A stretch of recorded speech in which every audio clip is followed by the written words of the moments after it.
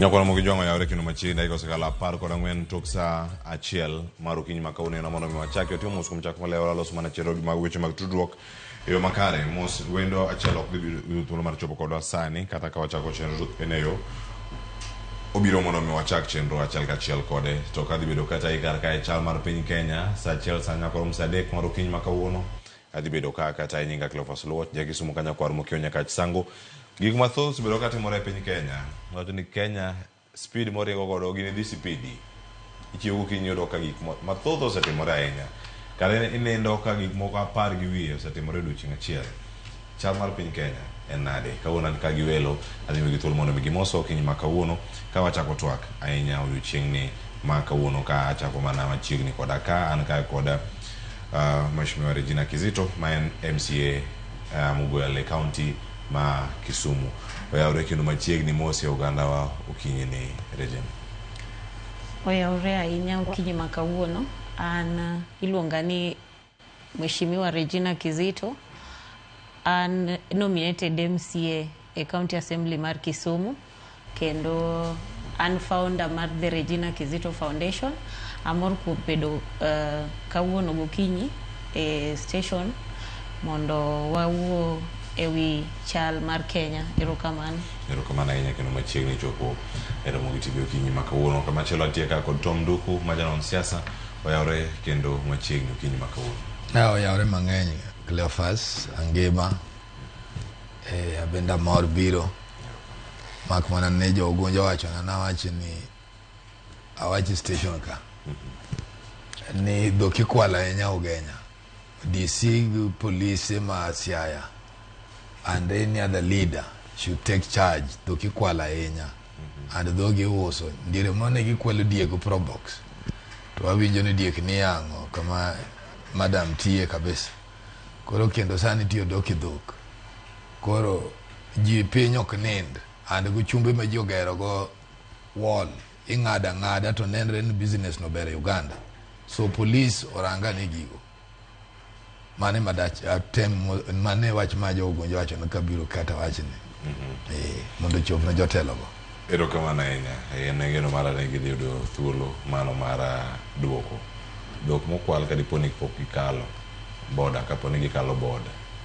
Yes. Mosaine ni jo ogunja. Erokamano. Okinyi makono ya gora moge jwango ntiere karka kendo dani mono mi wachak twak mona chako nyakura moge jwango tino rekoda achiedh nade mantiere kuonde wa mag tiegruok mopogore temi badhi nitiere lal mag omenda nitiere mbalariany mokta eyo makare mbalariany morango sani nyakura moge jwango en mbalariany no mamoi mosebedo kaka le midiero mopogore jopuonjre machon mowuok e mbalariany no bende koro osegolo ywak margi.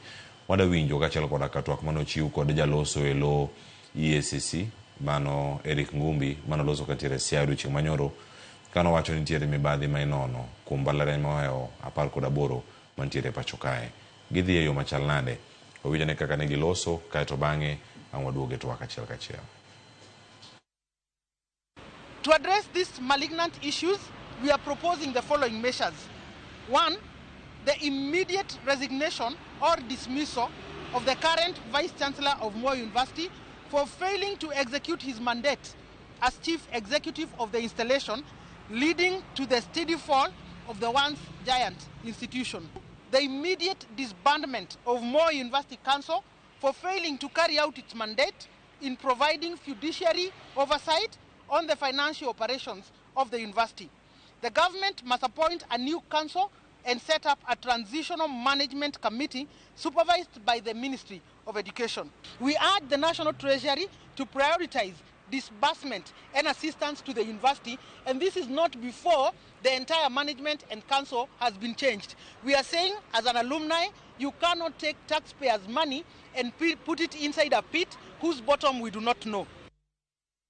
Corruption and unethical conduct have found their way into our universities, and this is compromising and threatening the quality and the standards of higher education in the country. At the moment, EACC is conducting investigations into various forms of corruption, theft of public funds, academic fraud, and unethical conduct in 18 public universities. In Moi University, the EACC is conducting investigations into alleged theft and malpractices involving 2.2 billion Kenya shillings. So far, 59 witnesses have written statements, including the Vice Chancellor, who wrote his statement last week. But now come to Siaya, where we are today. This is, let me call it a new scandal in Jaramogi Oginga Odinga University of Science and Technology. In a similar version to what happened in Moi University, university officials allegedly colluded with consultants and contractors to defraud Jaramogi University of money amounting to 2.6 billion Kenya shillings, and that is in the implementation of 6 capital projects in the university. Notably, these payments have already been done despite the projects still being incomplete. Integrity has become very, very scarce in our country. I can tell you where we work as EACC, we have seen big scandals that we follow of people who are very respectable when you see them, when you know them. Some files that come to us, you just get amazed. You say, you mean even so and so? Mago weche maulu nyakoro mwajua mwote mrudi chimanyoro mugikno nene nyasi mar ik mar min jakom mano mar EACC mano Bishop David Ogide mwote mre county Siaya chimanyoro kendo joge bendo chop karkajo tunage twak bendo kotan kuveche mag mebadhi kamontiere Balerani wachni was once a giant sani koro dhika gi madhilal tentiere toki kanyo wanene ka waseloso kode ka wasewacho sigande wiye kata kodi tom duku kautenore kod gima timore Balerani ni Moi kendo kaka nyalo res iwinjo kwayo mag alumni mage kata jopuonjre machon. Kachako ing'e ni alumni got maber to process magidwa luwo is wrong. Kech demand magidwa keto no ok nyal give any result. Gimari gikuongo gi jiwo en otim nonro mar kaka gini notimore gi gimomiyo otimore to osotime machal nadi kora kodog mondo bang' nonro no ibro nwang' joma nigi makosa tinyalo teri court kopo nitie pesa molal ma ng'ato nigo i account inyalo chungi then kora kinyalo wacho ni gini omako council machal nadi kora kogolgi nikech Kenya ka nitie system ka ng'ato sukwalo tigole ni ema miyo jok mayiero gi advantage ibro nwang'o ni pesa ni nobedo shared koduogo back oduogo chien koro ng'ani en employ koro gimo tim kama kuongo ma students go nego tim gin ka go kanyo to ne gidhi register case ka bubed booked in the OB koro gin ga chance ma koponi police ko prosecute to ginyalo appoint lawyers and other experts to tero gino in court kori yale on the basis of an investigative process. Mane manyalo rie Kenya kwa bet na ng'ato kokozo to sogole to lal go pesa no kware cover ganya kasani and mage debt miwinjo ma Kenya no mwasiko wachulo. That is one. Two, erogin gi wuoyo to productivity mar university bendo so bedo very low. Sani kirango all county hospitals bin wango the data tibo nwango ni ji mathoka bedo operated as so many ng'eny to nikech ang'o jogo ma nodhi timo faculties moko kara ne gin jok moko romo oro kal gi akala iyo moko winjre koro as much as our lecturers are also demand no mondo migi welfare maber gibende gimi nguso mar somo obed motegno onge kama gino nyalo donje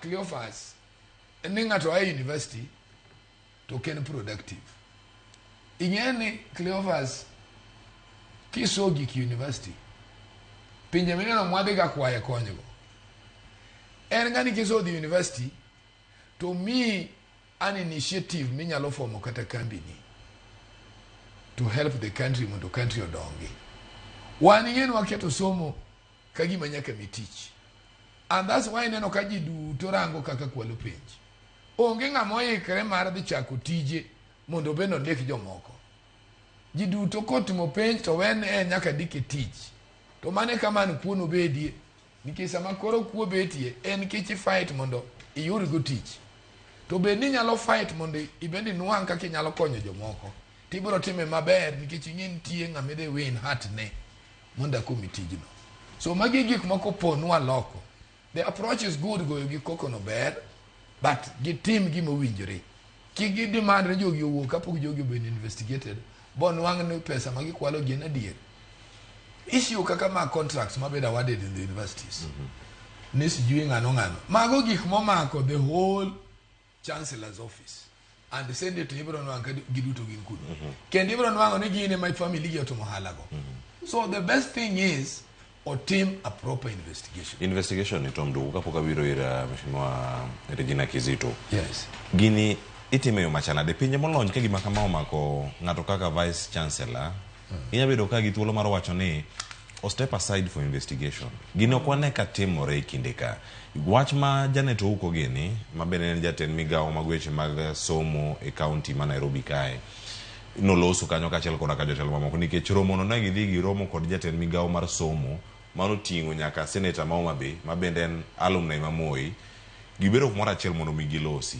to dwaro ma gidwaro en mono ni owuogi kata ko gwe tao ben wona ni gimoro manyalo timore koso wuok e pisni itime yo machar nikech sama lose ni oge gima timore Moi first years Moi poko dhie class nyaka sama wantie clear for circumstances mag investigation dwaro kama ne the moment me institute a case to ng'ano iluongo idayo dhoge and a preliminary report goes to DPP let wami euro functions mag offices gendando wawe mi jomoko chamo sara to gi ondegi mondo gitim tijino a preliminary report de kacha joke magolo recommendation no aneno ng'ani osokoso we are investigating him now wabro investigate for this period koro step aside some step aside sajimogi nyalo step aside kai already in a culprit moko nego chuli kato sara to sajimogi step aside kaji aka suspecti makidi nga burden to the state mumia inga burden to the state makoro kendo timinadi ogoli wakoni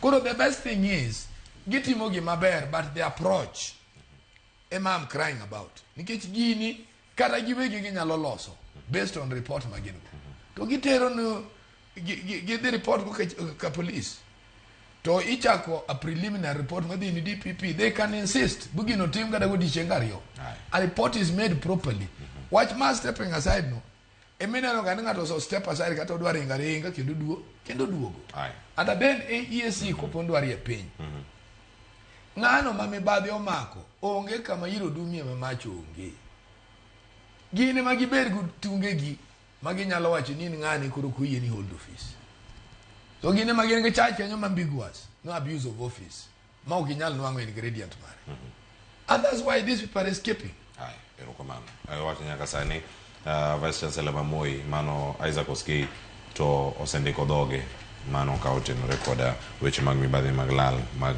omenda maromo bilion 2.2 e mbalariany no Regina Kizito wach matimore e mbalariany ma Moi giro mineno ka jopuonjre kadhe jopuonj mag mbalariany sani nitiere ng'anyo sirkal wacho ni mibadhi nitiere kar ka kokalo kuom EACC chal mar wach kama gintiere resruok ni owuok kanye kadwa chako adwa wacho awinjo ka Bishop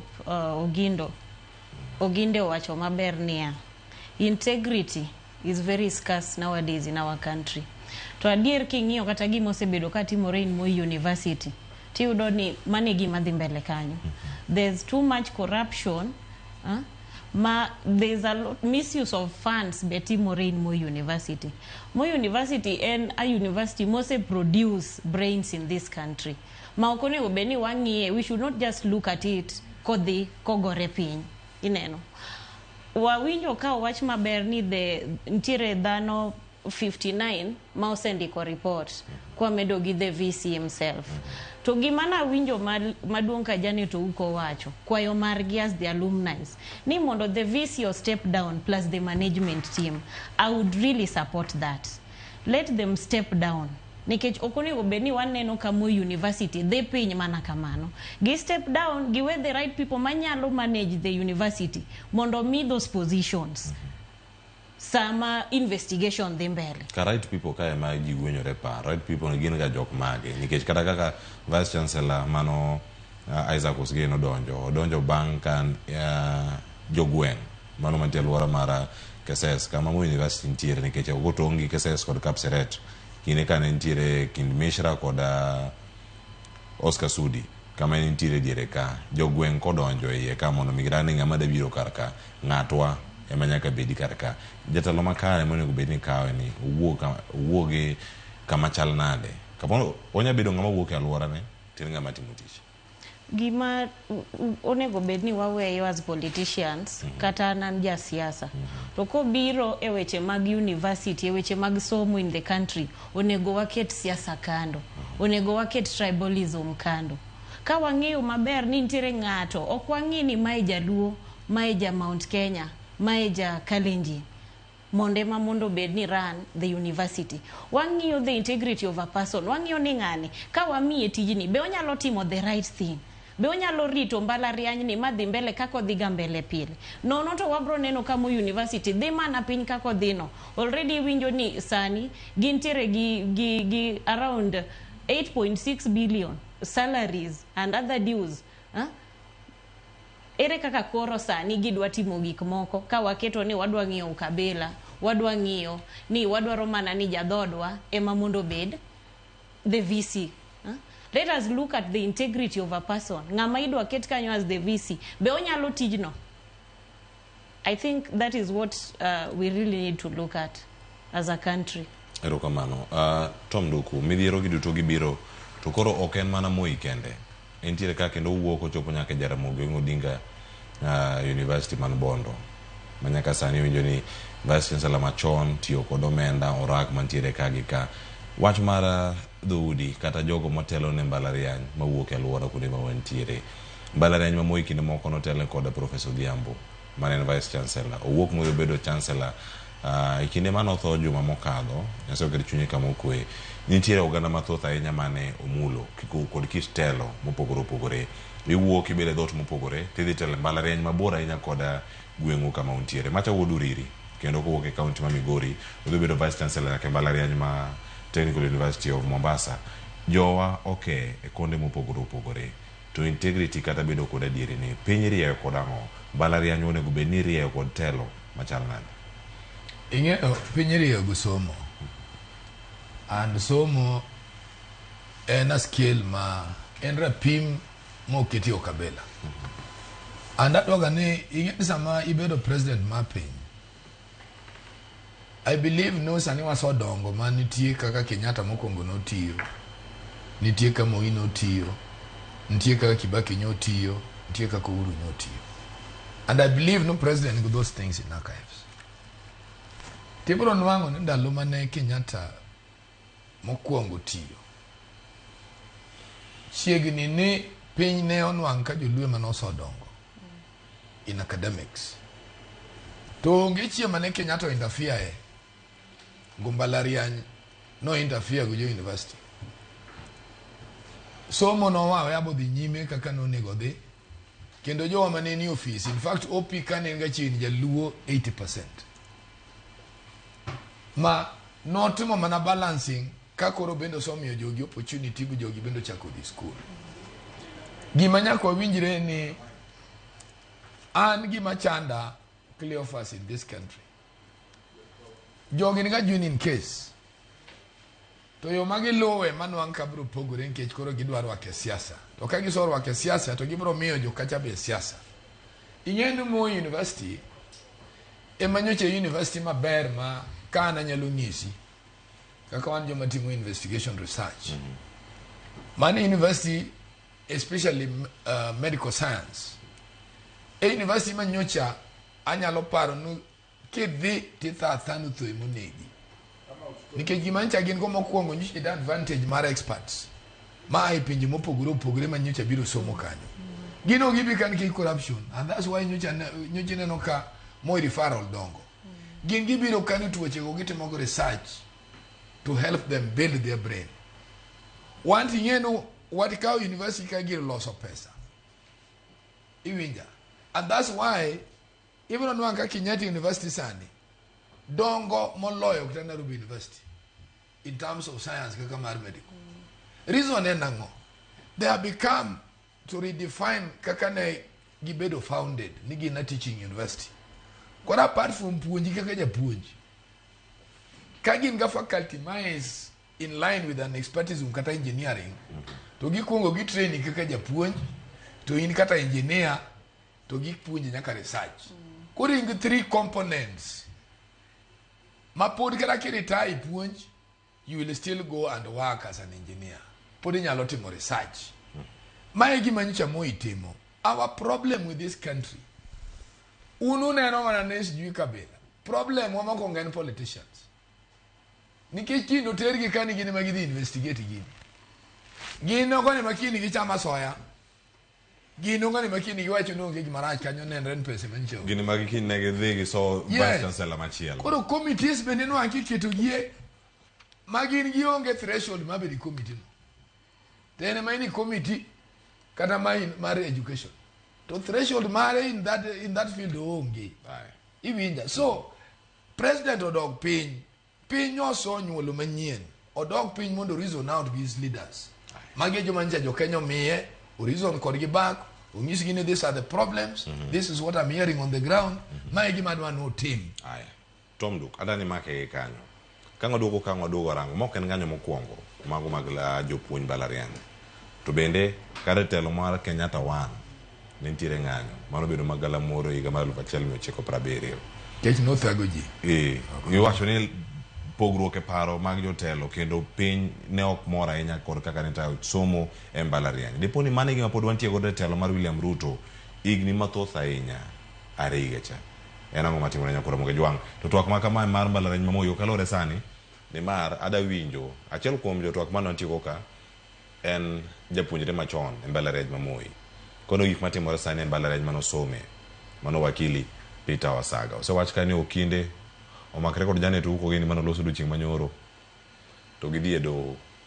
Kata jalup jatend piny Kenya ma en profesa Kithure Kindiki bende osoma Moi. Obedo profesa mobedo gigi duto en ukil kamaloka.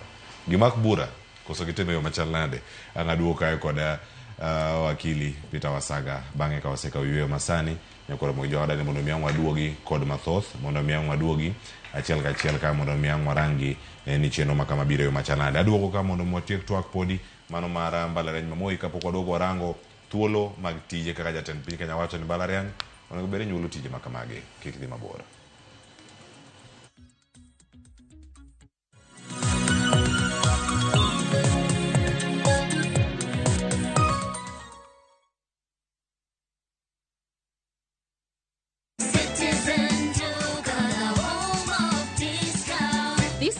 Citizen Duka and Quickmart are bringing you an amazing deal on grocery shopping with Mama Soko. Enjoy skuma and spinach at just 20 shillings each, carrot at 99 shillings per kg, and onions at 69 shillings per kg. It's super easy.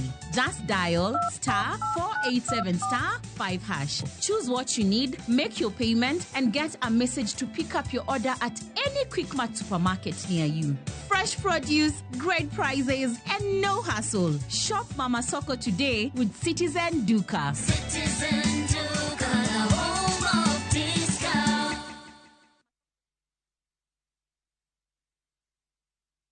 Chakuoth materi kama ber lilo emanitie. Donji e piny ma jotijewa makonyo kastembe gi rwak makende ok ni mana kod lony to gikonyi e timo yiero makare mar chopo lek ma in godo e kitu itado midwaro. Winjane sigand kastembe wa moseyie kod ber ma giseyudo. Mabati is the best. Na bei iko sawa.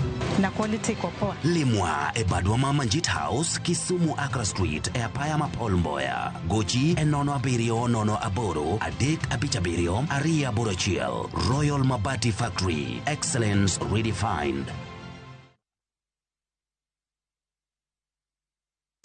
Virtual games za Shabiki zina make millionaires daily. Cheza JetX on Shabiki.com, launch JetX yako and fly to the highest multiplier na make millions in seconds.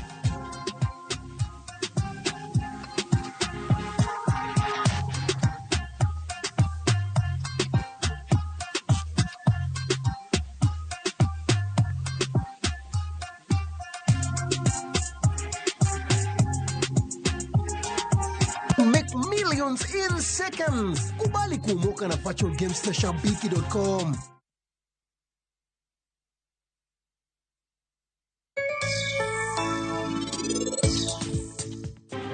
Dawe Rimpol, lingti, kiktem wacho gimoro. To mondo mi ang'e gimomiyo Hashdip dwaro nyathi, bro chuno mondo mi anane gima nyalo timo kae piyo.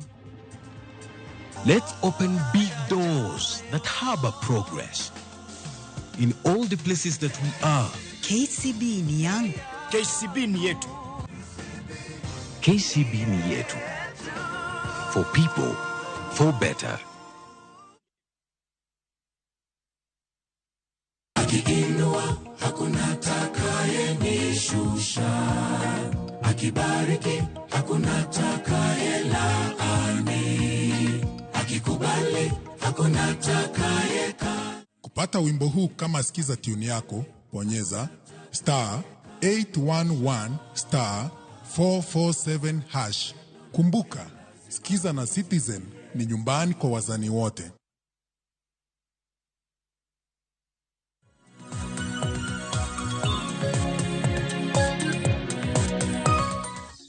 Nyakoro mugejo machiegni wantiere kar ka wadhi nyime kod twaka konikani waduogo kae kod welo. Twak dhi nyime kata ka wantiere yweyo pod antie ka kod Tom Duku, Mheshimiwa Regina Kizito kachiel koda ka Peter Simba Wasaga mabende chopo kar kae. Wakili oyawre kendo machiegni kuom chenro madhigo nyime kar ka ang' moso oganda tindonj mana iye kaka okil kendo kaka japuonjre machon e mbalariany masani koro kaleo kamatek kata ni kamatek otenore kod weche mag telo, mibadhi kod ng'anyo mabende ntiere sani e mbalariany momiyo jopuonjre moko pok onyono klas kata ka gisenyono pok gisomo moro malong'o. Erokamano sana Cleophas, goyo mos weche wuotho dwa bedo matek matin, but wan kae kayo thuolo ni mondo mos joka nyanam ni oyawre to chaka akwane gi hawi maber nikech koro wadonje festive season. It's just 1 week mondo wadonje December. Wach mar Moi kaka ineno iwache no an bomako dhoga to gimora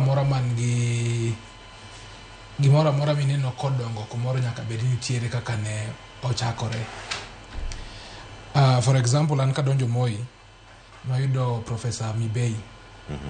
To kanoyudo Professor Mibei ne weche bende ne tek ma corruption.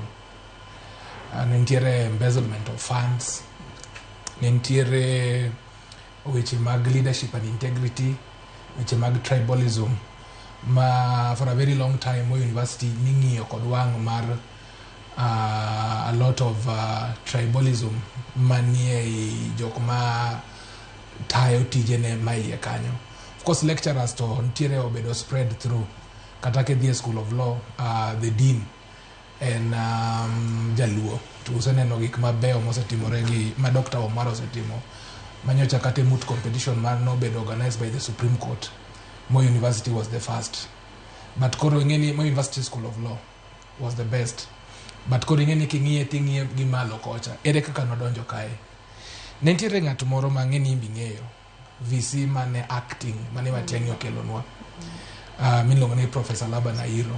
Laban Airo noyuda kanyo to Laban Airo ne nigi a lot of vision mar university, ne yude yot kendo nineno kane kata weche mane insistence obedo ni deans bedo mana jo locals nogol oko.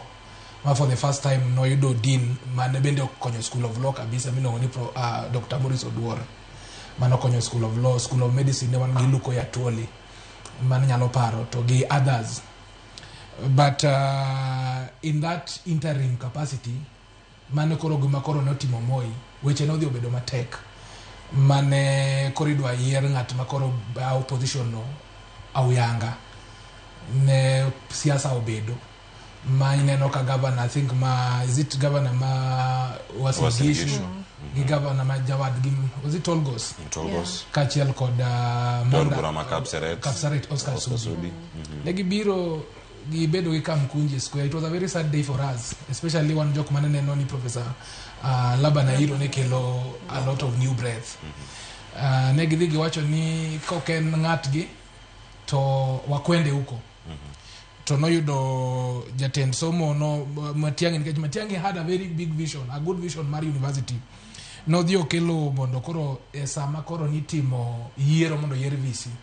Adwa nyisi kaka koro tribalism odonjo kanyo. Panel mane yiero VC ne wan gi Dr. Koshal, ne wan gi Elizabeth Obel, ne wan gi Vincent Choka, ne wan gi David Rono, ne wan gi Samuel Otieno, ne wan gi Isabel Kogoi, ne wan gi Hilda Muchunki, to ne wan gi Hamisi Dena. Hamisi Dena is currently serving as a nominated member of parliament. But I want to tell you something, gima notimore. Inya yudo ni jok man ne jokorgi ka. Ingeni ntiere kaka iwacho tribalism titime. Koro mandago gini ne timo mana tribalism. Negi time ka inenogi. Negi wache. But jogi to not time e book. Nikech ingeni VC iero ing'iyo Universities Act. Kasi ing'iyo also the panel. Kaka panel lechiwo marks. Ado mi a good example. Professor Isaac Osgei Naomi Max gi David Rono no mi 92. To David Rono ni omiyo Professor Labanairo 45 marks. Talking in watch kitaking in watch Mar Kogoi, Isabel Kogoi nomio Professor Isaac Osgei 90. Nomio 99. Tomio Professor Labanairo 41 marks. Kaso wadugo kuma Hamisi Dena. Hamisi Dena nomio Professor Isaac Osgei 90. Todugo mio Labanairo 51. And of course the others kundejo kumondo gote Professor Labanairo neni mbele. Kuri know the kind of voting manotimore kuma koro koth nochako goyo godo kaka Moi University. Immediately ng'atgi nobiro, ka ng'atgi nobiro, of course the people mano support gi emasani koro wuok tung mosu nikech they have been owed 8.6 billion mapoko migi support staff jok mano kel gi mandago gini kachiel kod Oscar Sudi gini. Jogi okawo nyaka loans. Mortgages, they cannot be paid, and the New Land Act is very strict. Koponi ka mortgage to Kenyal cholo. Statutory notice kose mi itiminade, lopino itiminade, iuse. Okni okitiyo, itiyo, lakini kuro pesa nokbi. Angoma reke inyalo kony Moi. Number chiel, inyalo kony Moi through investigation, thorough investigations mara are ongoing. Tuangayo ganika ntiere investigation. Of course, magi are things are provided for in the law. Everyone is presumed innocent until proven guilty. But even kangata bedo presumed innocent, nitiere likelihood mar interference gi investigations. Nikecho kinyal bedo nini mapodi kwako, which key departments ka inima podi lead to ni investigations timore. Chiel ka chiel nyalo interfere gi investigation process ni. Gima the best honorable thing mane Isaac Osgei timo ka chiel kod lange gi the all council ni gi step aside. Seche megi step aside no wanyalo bedo gi interim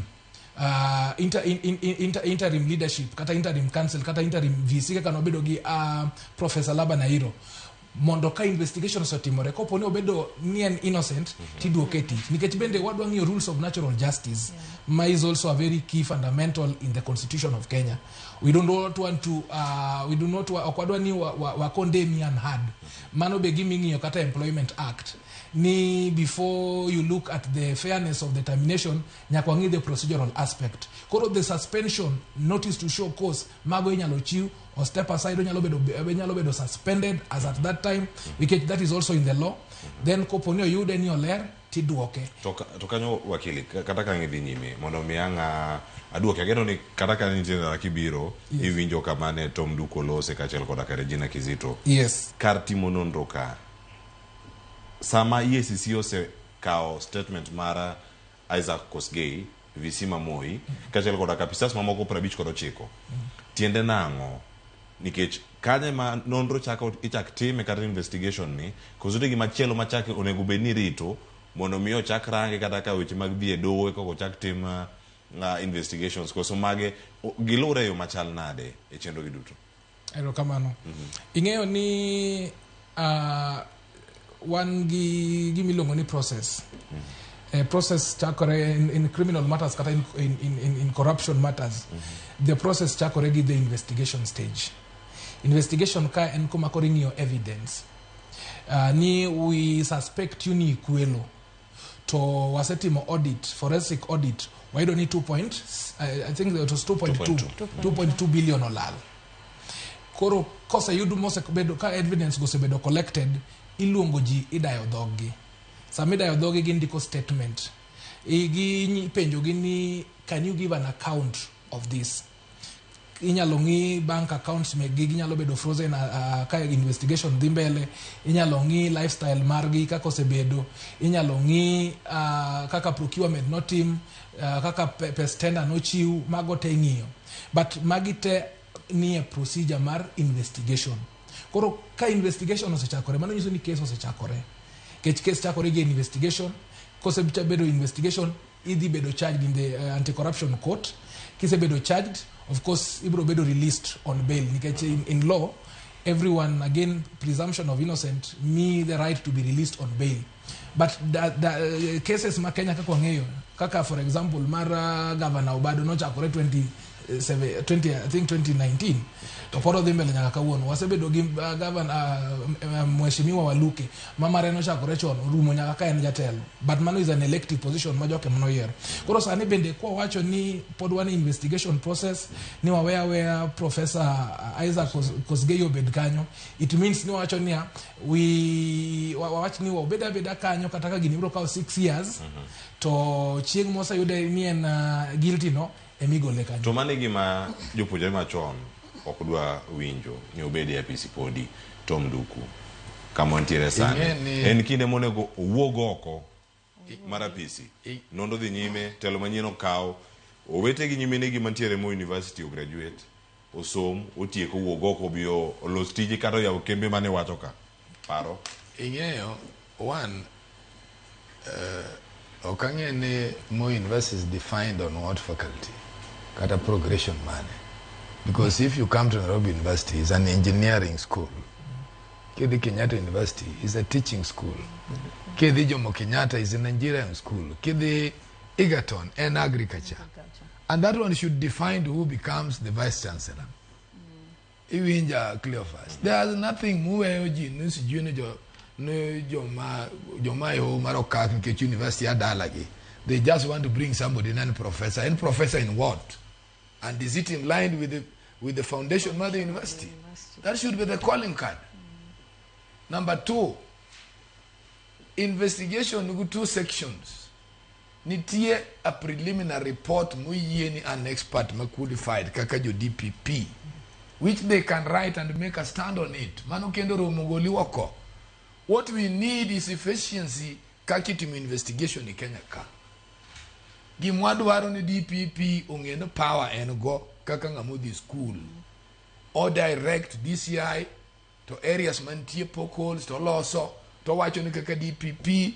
I'm convinced ni kata teri mani court you will not escape a jail term, and for that reason this is enough to advise God the minister my education. Then now I want this person to be out of his office, not stepping aside.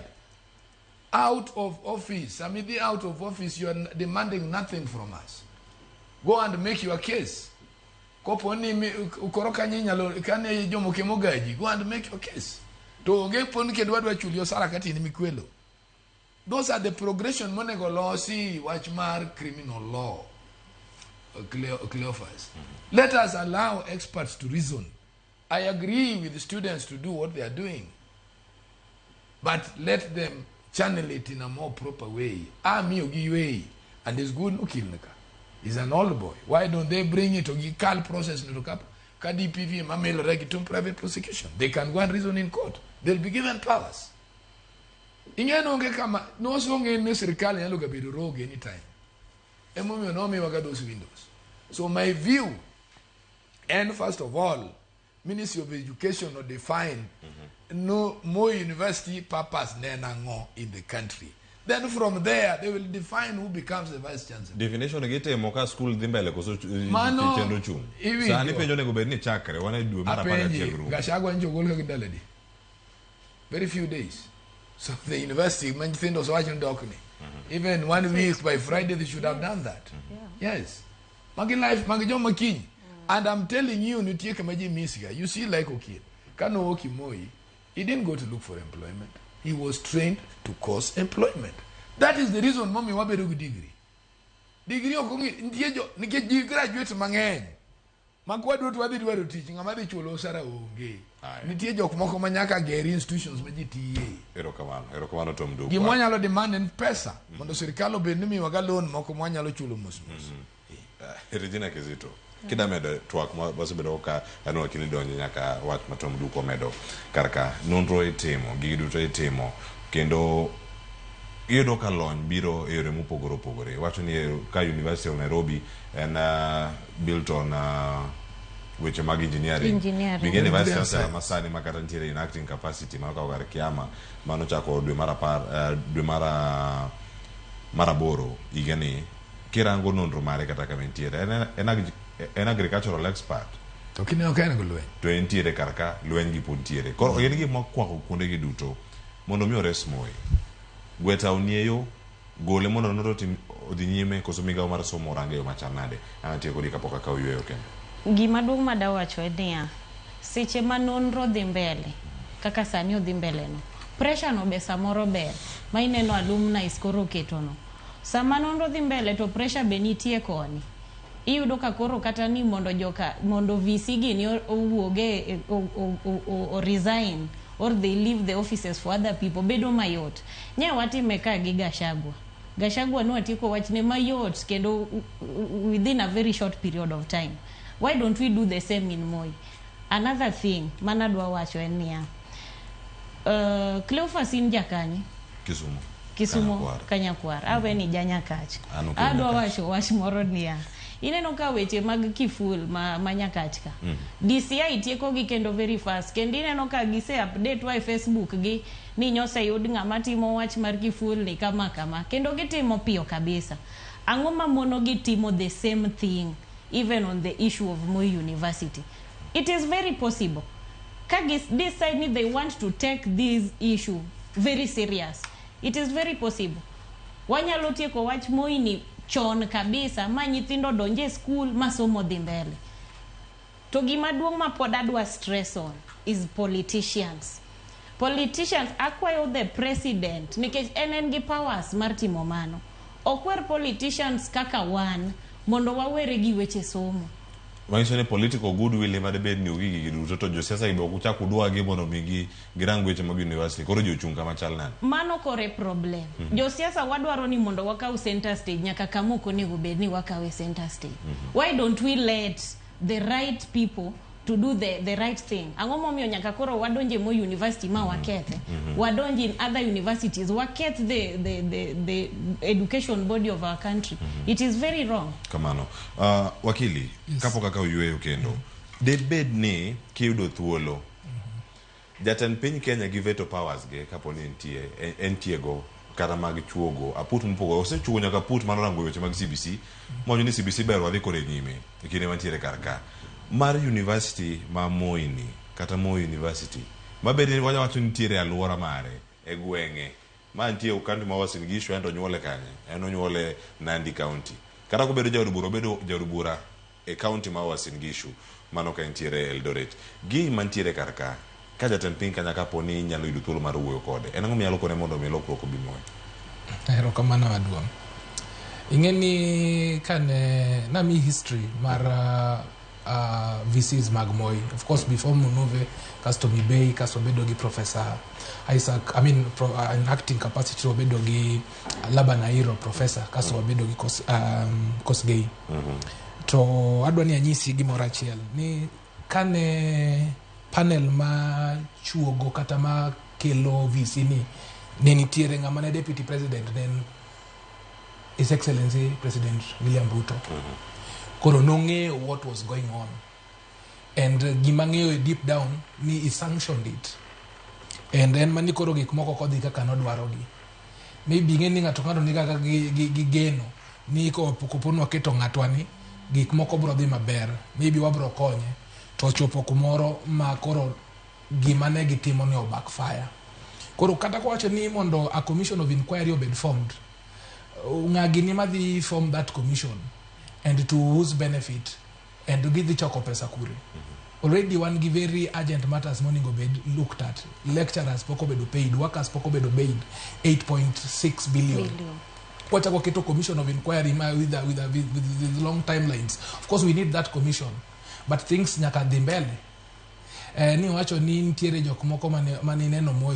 There's a friend of mine, Jatur Milongoni Dr. Francis. Yana noko yuake TV. Ni Jotur gi penje ni bwana tu ino take school, but that is a koso ni wewe. Koso ni wewe. Tuma en ng'at ng'ama riek kabisa mane okalo penje nyo wuoyo. But okonyal dhi mbele. Koro commission of inquiry kanyalo bedo formed, mano will just be a way ma ibro bedo distracted. King'eyo University Act one gi kata education stakeholders one gi away ma VC inyalo rango godo kata ma gweche gi inyalo ng'i godo. Koro mane gi mwadhi wangi sheria chapter 6 on integrity is very clear, while chapter 10 of national values is very clear, one gi anti-corruption laws. We don't need a commission of inquiry mar ng'iyo criminal matters mineno. Commission of inquiry nyalo ng'iyo kantiere there's a problem ma chando university deeply mar gere, but jok mose bedo indicted for criminal matters, jok ma are suspects okwa ni wabed gi a commission of inquiry mondo o investigate gi. Ntiere agency ma investigate criminal matters. One gi ethics and anti-corruption, one gi the criminal justice system, the ODPP can take up that matter, one gi the ministry itself, one give the act, the Universities Act. Koro commission of inquiry will just be a way of quoting it. But lastly, Cleophas, President Nyowacho niya a speech bare manyowacho a National Assembly. Nyowacho niya sene no gematimore Moi and all the Act family. Koro mane begi mwarito mondo ngiya neni our farm or the how they react godo. Warite nyokoro mugejwangi na kawiwe masani kaduogo mane ma walunge o karkanyo.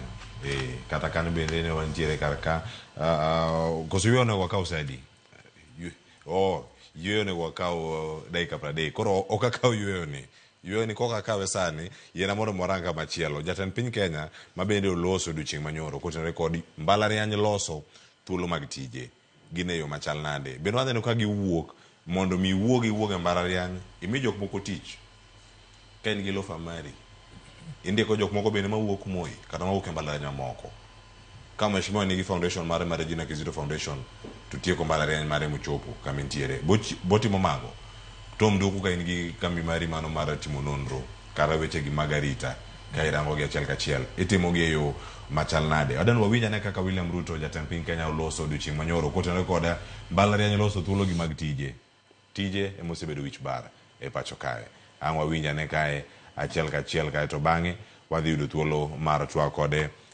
mana kama wantiere. We said that we need to be deliberate, to be intentional on where we are going to create jobs, how, and be scientific in how those jobs are going to be created. And that is why we have focused on areas that are intentional about creating jobs, whether it is in our housing plan or in our digital jobs agenda or in our export of labor program. We are intentional on where we are going to create jobs because, as Chancellor here said, it is jobs, jobs, and more jobs. And jobs and more jobs. Kwacho weche maga science okona kanyo vice chancellor mano loso kinde mane jokanyo mbalariany ma Nairobi, University of Nairobi no otimo limbe kar jot mar odiochieng' manyoro to kanyo gisebedo ka gimiyo mbi weche mag tiyo kod lony manyasani winjo kanyo weche mag bero alwora mabende wacho kacha weche mag green jobs mabende nigi lose. Tenya vice chancellor mare bende masani en miyo mabende ongirore weche mag pur kata mag tiyo kod lony manyasani kaachiel koda ka bero sekta mar somo thuolo mag tije mbalariany wabed kod lokruok machal nade mar neno ni adier waikore ne tije ma sirkal bende manyo. Nowach ni oter ji Arizona University manokawo neno admissions manokawo Nyayo Stadium kinde moro mokalo mondo oganda odhi osom. Tije gi chak noland moko. Tije gi bende oganda waikore mar mondo mi gikawgi kata walos thuolo mag tije Tom ka giwuok e mbalariany. Ing'e ni gima wuon piny wacho is different from gima timore. Nikech wuon piny wacho nye address the correct people. And owacho nwa project motimo. To eno wuon pok oloso charter ma marry the two. Ma students ma are due for practicals kata for attachment nyalo dhi kuonde ka buti bubende yudi chudo moro to gidaki mbalariany. Iwinja wuon piny kadwa bedo serious go piny ni to ber ng'ama bende kare. Wan ok wadwa gik ma en ng'ama ber but aparo on action mage joma ni tiende are not okong'eyo gima onego gitim. I would want to challenge wuon piny kama ne gimomina adier to with these things motimo masane gi utega be pukurumo gi ng'eny ndi kendo igero gi county ka county. Let him attach these students mar due for graduation mondo gidhi kacha gichak learn practicals. Iwinja koro gibiro ng'eyo when they are out, when they are giving instructions. Nikech bende ing'en Cleophas be nyaka winjre kodi ng'ano nyadhi the university po bed engineering to podi expect no be rank chuma en ng'amo ne ben rango jo diploma ni gini ugero nade kamarache moloso. That is nyaka mi somo be luor kama somo winjre. Let us just agree. Sama president wuoyo, let him be capturing the correct ideal purpose no ajo wuoyo. Joma are meant to moloso gigo actually good countries. If you go even to China today, you will find the Japan ibro rango jomugi ki diploma certificate. Those are the key people majokarango and kanye mane mago arango. Then engineers, because engineers go bedo matin nikech mondo an engineer graduate bwana ng'ano convince lecturer nikech ok dwa not ogore piny kama maume Nairobi. Kech kogore piny to is something ma the engineering board has to sit down to find out why. To be ne some of the soil. Chuma mane manotigo to ng'ama no manufacture. Mawagi ng'eno gore piny to police so donjo to so mak ng'ato to gimoket o cost that thing to kunwa. Good institutions or good countries would look for the board. This thing has been cost member unto uteme ango mondo umi wa result. Koro government bedo piny mane tiji committees gi. To mane umi adagni every member of parliament must not be in a committee. Onego mi committee mana mowinjre gi kaka in gi production mari. Jomoko be nyaka donga manyalo go kura mapamo. That one is obvious in anything majitimo. So my view and the president has talked nicely for the good of future of this country. We already have students, both at the university, Getivet. Bendo nyalo yao that route. Mondo jogi ochak tiyo kuonde ka. Koro jowa manuoko gi bende nyalo dhi ng'ama ong'e gedo. Koro no gedo but nitie ng'ama ong'eyo gima gino timo. Nikech ing'e na good engineer kobiro kata kae sani kone na crack to ng'eyo kama problem nitie. And he may be thinking, okay, nikech ng'achi dwa no bed no mondo yen kiso somo, there is value in education. Cleophas. Mano gima nyako winjre. Mano miyo ng'ato bedo namba 1 kata namba 2. Mano miyo ji luore somo. Iwinjo Cleophas. Yen nyocha dhi and Professor Dola. To I met different persons. Aromo go ma onganene anyang kuno, anyang they met an alliance. Aromo go onganene this lady was the former PS chief of staff. Sally Kosgei. Negiro Mogona Toronto. You understand? I got an assembly where academic works. But Bogacho no Karasoma Bear. You understand? You know, ngata man in culture. Ninti kama negiro me professor. Ngatoromo kode Dar es Salaam. Ngatoromo kodepi. That is what we need in education, Mambeleka. So the president is talking nicely. But can his government scale it well? Keji maber no president owuoyo ga maber ndi to joma en go moni otim gigi. Kanyo gotne kanya kama chiedna dentiere. Sirkal kokotane kod William Ruto ero kama nyato mduku Mheshimiwa Regina Kizito, serikal nyuolo tije nyaka sani gino sekalo ariyo arne gibede telo. En gima nyalo siro gima Jatend Piny Kenya William Ruto wacho kalore gi wach mantiere ground. Okay, erokamano. Gima dwa wacho maduong' e wachni, kachako gi the other day ne waromo gi the CS Mbadi gi CS Wandai. Ne wantie ka Jared Okelo, MP Manyando, Elemo. And I raised this issue and I told our CSS, ni gine masani wang'iyo wangi. Mondo gimak luet youths, git create nwa empowerment programs, gitije manyalo konyo rowere. To the CS no nyisa, no wacho maber ni the government does not employ, but the government creates environment majinyalo yudo godo tich. For example, no temo wacho ni economic zone, something special economic zone. The government can create that so that employment can be created. To jowa nyalo timore nade nyalo yudo tich, which I also supported. Another thing, kadwa address this issue of employment. Sani aneno ka there is export of labor program ma the national government temo. Even through CS Alfred Mutua's office as the CS for labor. Anenoka is moving in every county. There are dates that are set. Manyithiwa iromo godo in one place to get more interviews and they are assured of jobs abroad. Mano gone goko konyoro na kuru chado. Exactly. Marki Sumu is coming on 21st of January next year. Koro we are also waiting mondo wane ni ginidhiti morenade. Mara Rio, kwang'iyo universities wagi. If you look at Mount Kenya University, they also have programs matero nyithiwa mosetieko kata nursing in Germany and Austria. This is a program that is ongoing. Naneno ka my elder sister was graduating at MKU, I attended it.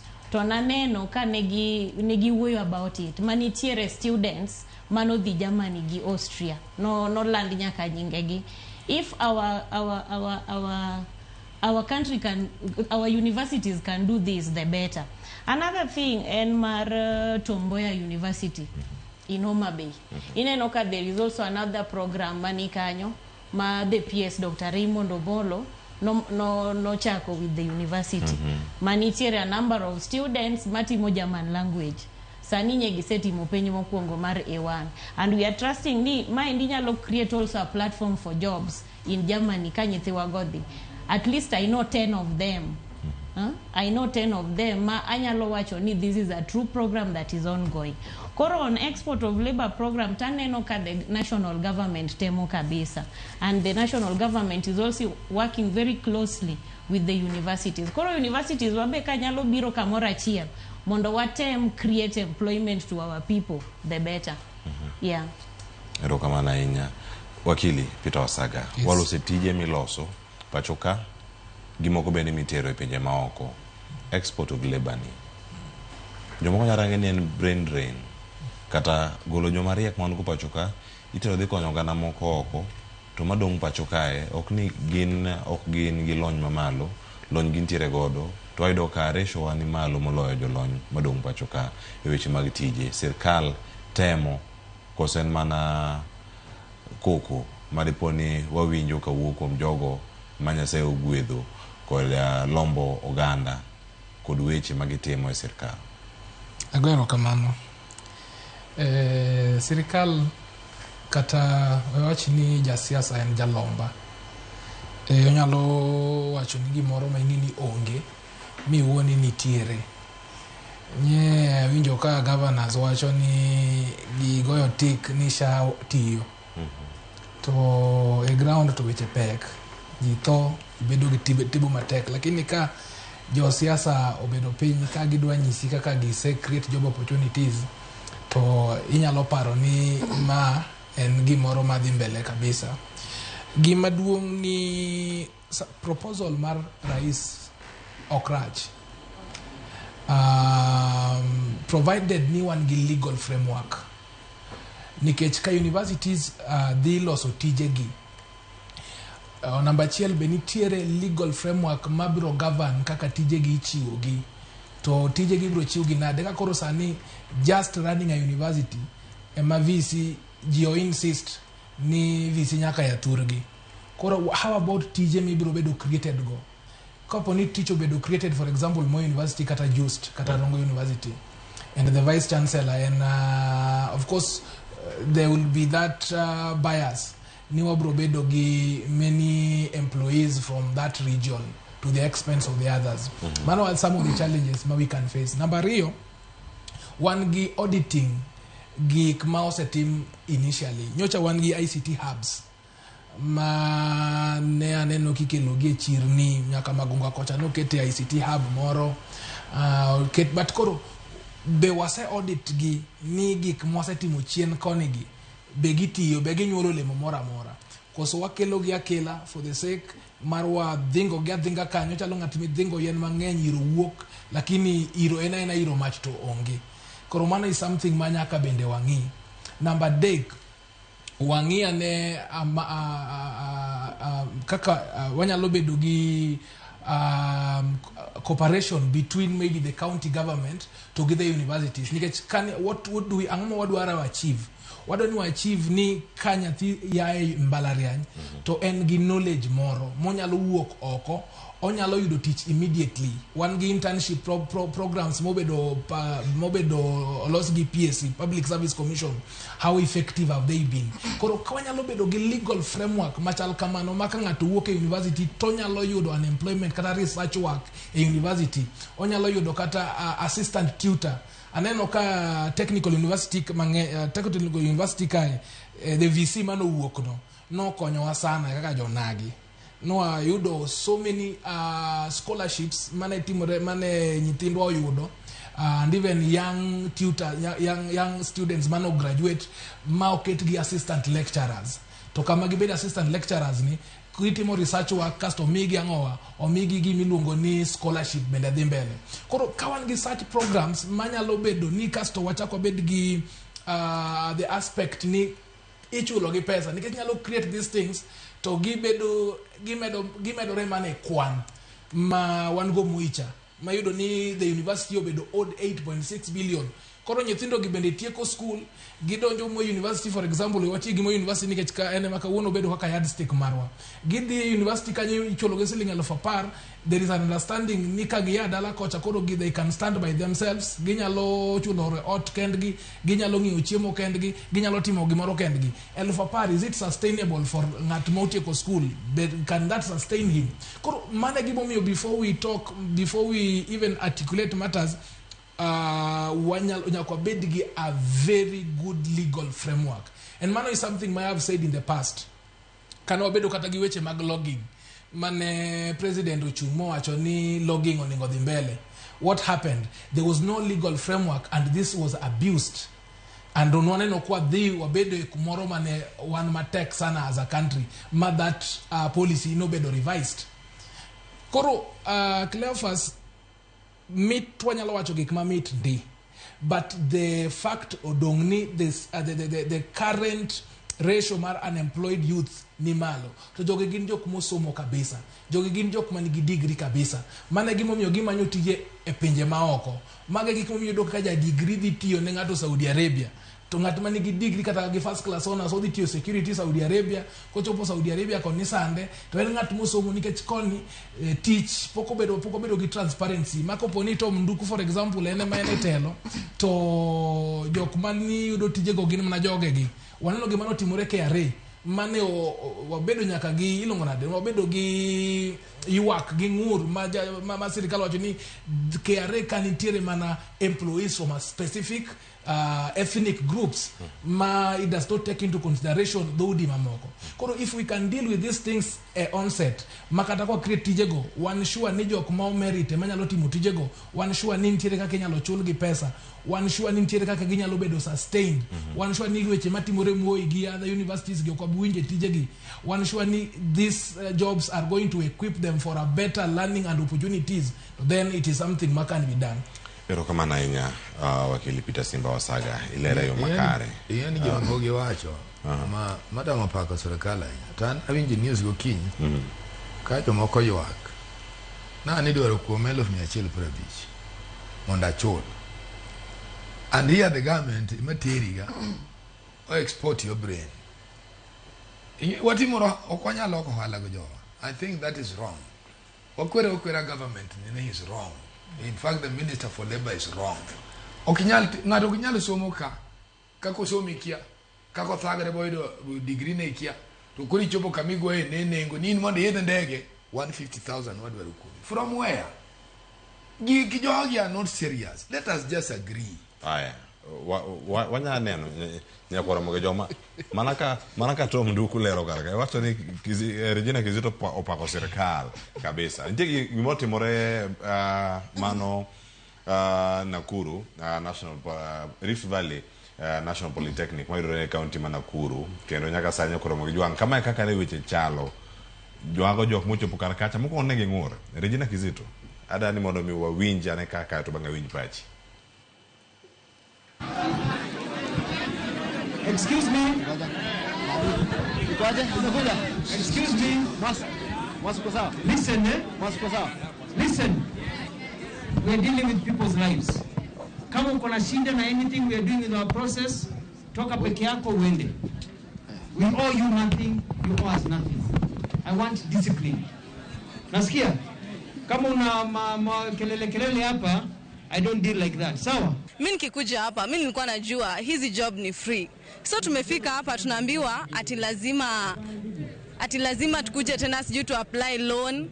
Loan ya nini? Si kama wanataka kutusaidia, watusaidie fully because ukiniambia mimi saizi nitoe 150,000 sitaweza, nitatoa wapi 150,000? Alafu hii loan wametuandikia bado. Kwa hizi salary unakuta kama mimi wameniandikia nalipwa 43,000 nitamaliza siku gani kulipa hii 150? Ni kama ni biashara serikali inataka kufanya na sisi kupitia wale maagent tunajua. Kwa sababu huyo agent ananiambia nilipe 250, mshahara napata 60k, naenda kupata 60k huko. Hiyo sasa ni familia nitatumia ama nile deni labda nimekopa mahali nitalipa.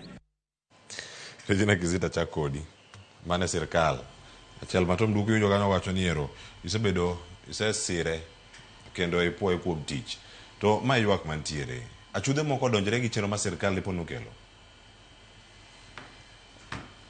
Wach ma omako dhoga kanyo ma be wuoyo tama en wach ma nyathi ma nyako no lero. They are required with 150,000. That is so sad. Nikech an gi pacha kaka nang'i ka wawacho ni wadwa konyo our youth. Youth they wachandore. Some cannot even afford food to eat. They call us every day. Kata 100 shillings ngatok nya yudo. And we expect 150,000 from them for them to get a job. To chenro ni biro Kisumu tarik 21 21st January. I think what we need to do ana kwayo ni kapok kata the CS mar labor onyono Kisumu onego bed piny gi leaders. Iwinjo? Mondo wangi kiko chop Kisumu to gimotimore Nakuru no obi otimre Kisumu. Nikech wanto jowa to wigi richo kendo nyalo bedo wich kuot marach. We need to know wadwa ni wangi ni sama tijni biro as leaders nyithiwagi what are they expected of. Ma ok ni ka weche gi osebiro wane masa moro ne waluongo nyithindo wa mobilize gi ni mondo gichop kata ka ento Mboya Labor College kacha ni mondo gichop kanyo mondo ngine gi kaka ginyalo yuda ng'owa tich. Ka gichopo to disappointment. Now where are they going to get the 150,000? That is a sad story and I cannot support it. To kiwacho ni jatend migawo mag weche mag labor obi mondo mi orom kod jotelo kapok chenro ma kamagi ochakre. Paro mane mantiere e ka romo gi jotelo dhi miyo gitamre kwayo siling 150 kuom jogi koso achude mane ni Nairobi gi emodhi Nakuru tema chomo Kisumu dhi bedo ka chomo gwenge mamoko bende. Ingeni dine wach no ken adier nyathi ma nyako no dino ko wachi TV kamano be dino ko yie mo mako microphone no mo wuoyo kama ji nitie matende ni en gima notimore openly to noko timore ne kende ngata chiel maybe it happened to nyaka jomoluore mani kanyogo you never know. So why am I saying ni jotelo ni gorongo? Wadwaro ni mondo wang'e requirements ma nyithindo gi dhi bedo required of. Kiko bia ni wan on 21st January wan tiere Kisumu wadwaro ni mondo wami nyithindo rowere tich. To ka gibiro to koro weche mopogore ma watimore nade wawinjo. We need to know as leaders. Maka en wach ma pod dhi keto nikech sama gima kama otimore to wan ema wadong' e ground kucho gi nyithindo gi. Ine ma nyithindo gi koro dhi keto weche gite kuomi. Nuluongo wato Mboya Labour College ni wadhi yudo tich nono kata wadhi timo interview mondo kawa to kwachopo kucho to weche koro timore nade olokore. That is why I was suggesting that the CS kata mana Nakuru kamano dhieno, he could have met with the leaders first mondo nyis jotelo ni gima kama biro to these are what we require from the youth or whoever wants to apply for this job. Yeah. Erokamana inya. Peter Simba Wasaga. Jatend migao loso. To kono garani kokidwa kibero kelo koko makgate iwuogi ndejo kwa manyo thuolo machalo kamagi. Kaka Alfred Mutua osebedo kata chenro makama.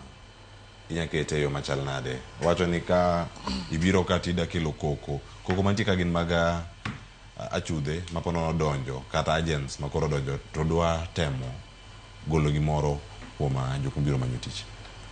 Wan ga gi jok miluongo ni money bags.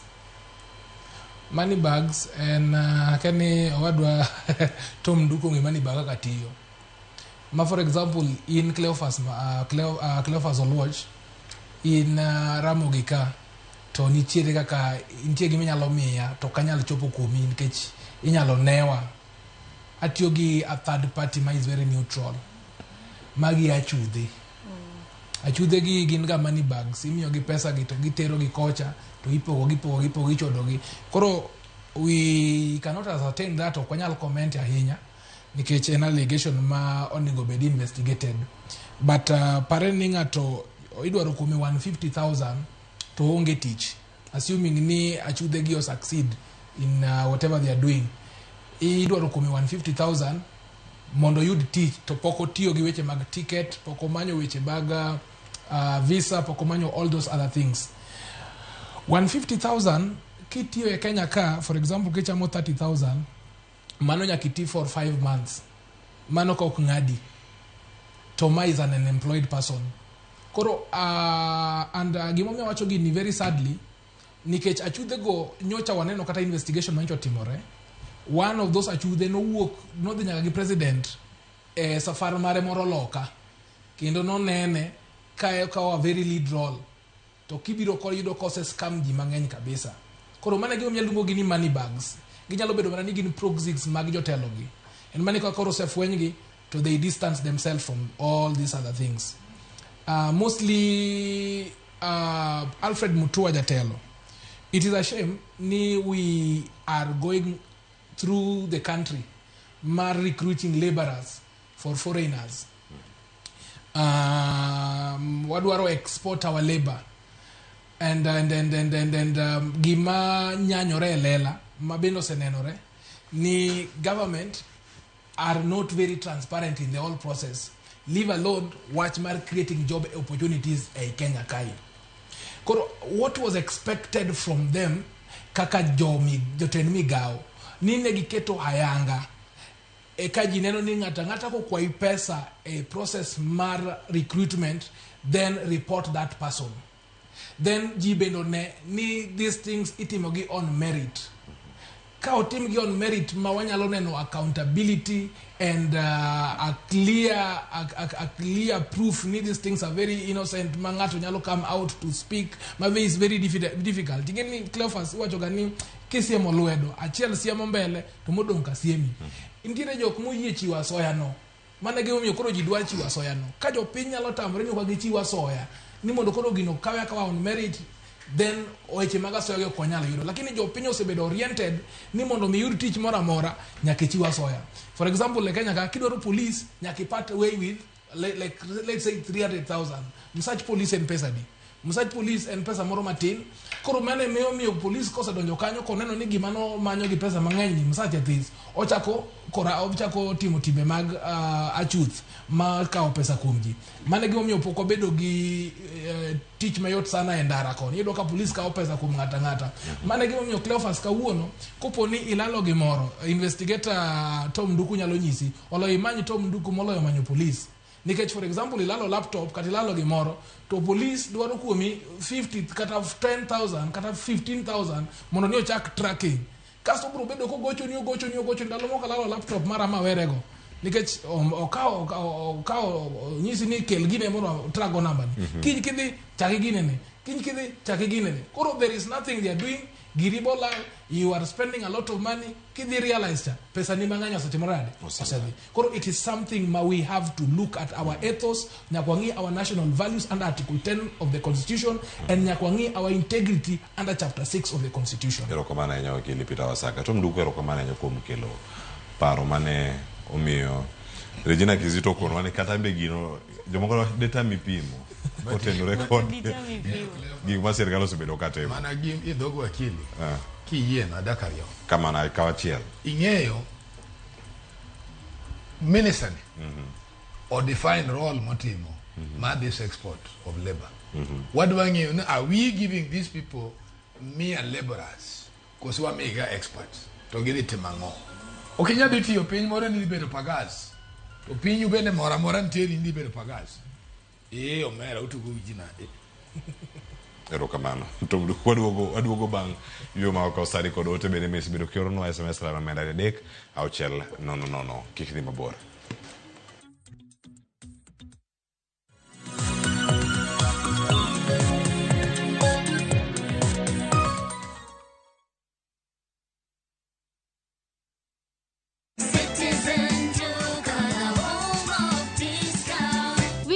Citizen Duka inakuletea discounts kali ya Okoa wiki kutoka Quickmart. For only 646 shillings, unapata maziwa 2 packets at 110 shillings, 4-pack tissue at 199 shillings, unga ya ugali 2 kgs at 119 shillings, mkate 800 grams at 99 shillings, unga ya chapati 1 kg at 79 shillings. Hizi zote ni only 646 shillings, meaning una save 110 shillings ukitumia Citizen Duka. Piga *487*5#. Chagua Quickmart, then chagua Okoa wiki. Lipa, alafu utapata message ya kwenda kuchukua package yako kwa Citizen Duka counter ya any Quickmart supermarket karibu na wewe. Citizen Duka, home of discount.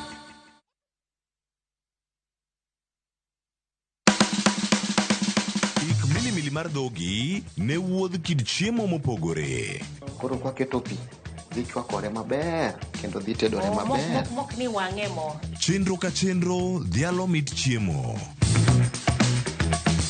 Gitedo itime nyaka obed makare gi suya kod ndhadhu mamit. Kitedo to dwaro ni ndhadhu go duto te mondo owinjre. Omiyo kihero chiemo in jatedo kata mana ng'ama ohero tedo tudri kodwa tich adek juma ka juma e chenro mar tedo gi chiemo gi Jailieta tich adek saa 2 okinyi mana e Ramogi TV.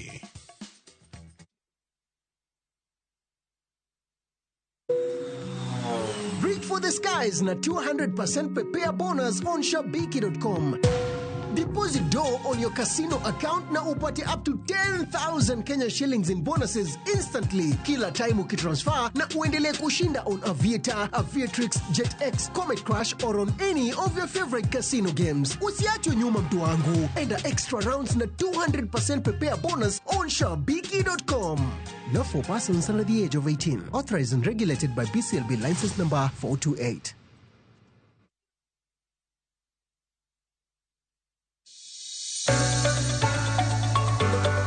E piny kae, tije magandika medo bedo manok kendo e okang' mamalo. Dhano koro manyo yore manyien mag tiyo gi nyalo magin godo mondo giyud omenda maginyalo konyore godo e ngimagi mapile. Riwri kodwa e chenro mar pogore ka waluwo sigana mamulo chunji mopogore. Inspiration, mostly I watch movie, The other one, Anongo Inspiration, Kumadaki in Slum. Kaka giloko nyak makende, magin godo to bedo hala makelo negi pesa. Kendo, tingo ngimagi malo. Inyalo tiye kambi, iwoni tiyo matek to msara en mana macha. Poko pogore. Ticha ng'wen ka ticha ng'wen, sario gi nus okinyi. Mana e Ramogi TV. Kick by.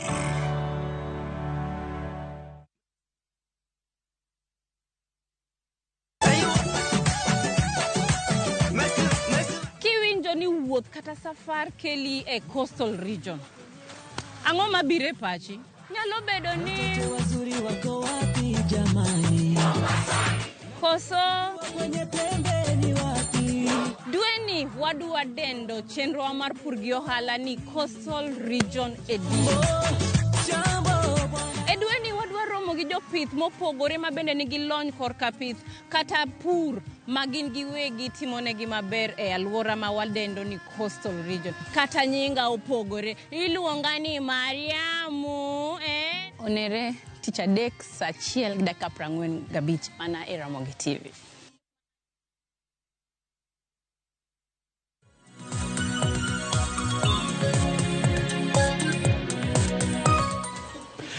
Nyakora boke jwang twak dhiga nyime kata ka wane yweyo kendo waduogo ka ipenje kane waduogo wamake yo machal nade. Duond bura mar ODM yiero okayo machiegni kendo wadbedo kae mar ng'eyo ni yiero nito dhi bedo ka itime e yo machal nade. Kata kapok adhi e wach mar yiero osebedo kae kowache yore mopogore opogore kaka gigi osebedo kae ka timore kendo paro mabende osebedo kae ka wuoro wadhi thuolo mar somogi e kinde mabiro. Maen oken kata sigana tang'en wadhi yuda ne ng'eyo ni to en ng'ur mane mabende nitiere kar ka jogo mawuok e kaunti ma Mombasa ng'ur nitie ni ponono ni nitiere mibadhi mantiere ka. En ang'o momiyo ni yiero ka yiero mar ODM ma iwacho mag grassroots kochopo to nyaka bedi ni yiero ni bodhi timore okang' moro makare. Moko wacho nyaka sani nitie deo wang' maponono nitiere ka joko Mosa Siem nigi loso wawinja ni gima ne giwacho. Nyithi awendo kwa nyithind gwen. Omiyo kawuono wan wakwayo, wadwaro ni ng'atwa bende obedi e wiye kata mokelo nwa yath. Seche mopono maembe to jopiny ka bende yudo. Ok ni seche mosedhi to wan kori nyono wan nikech waonge ng'atwa. Jogi odich dwago pati piny nikech gin gidwa donje sirikal fuli.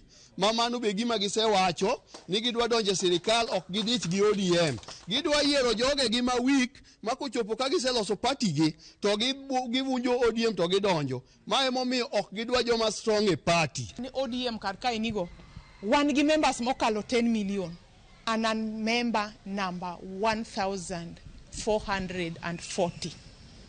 Nyiso ni asebedo ga yodni wan jo lweny mag baba to wabro medo go lweny onge ng'abro dhiro wako nikech kuma wadhiye onge.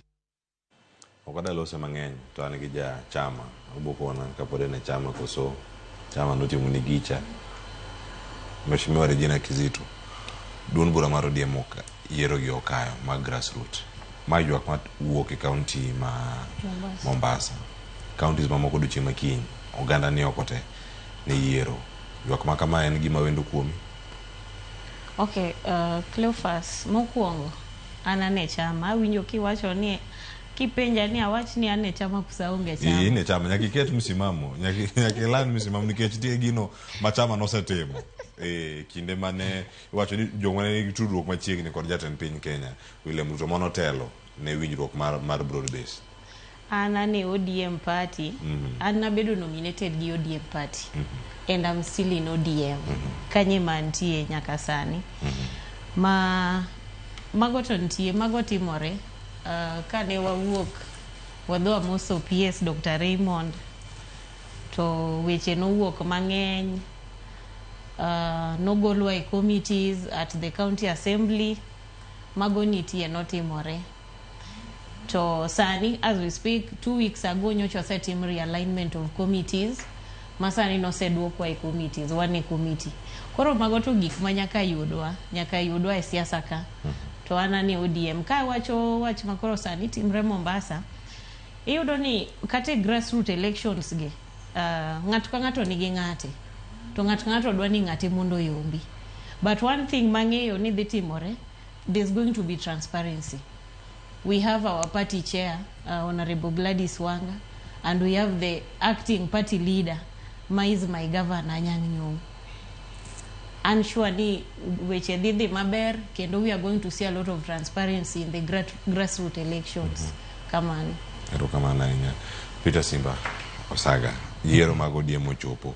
To kanya kama iwacho ni jolweny mag baba nitie, ma kinde go chopo. Sani nying baba pod nyaka luongi. Kata ogaye nitie ogaye yor kojolo. Ni Baba Lupita, Ngire Peter Anyang' Nyong'o, mano governor ma county ma Kisumu.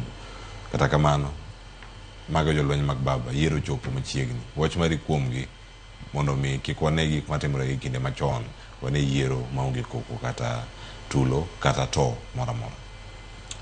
Erokamano ahinya.